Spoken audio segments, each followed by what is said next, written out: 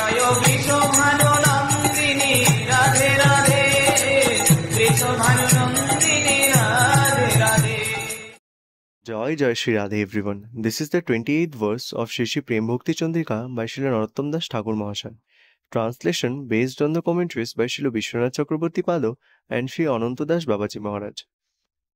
আপনো আপনো পথ তাতে হব অনুরত, ইষ্ট দেব স্থানে লীলা গণ, নৈষ্ঠিকা ভজন এই তোমারে কহিল ভাই, হনুমান তাহাতে প্রমাণ।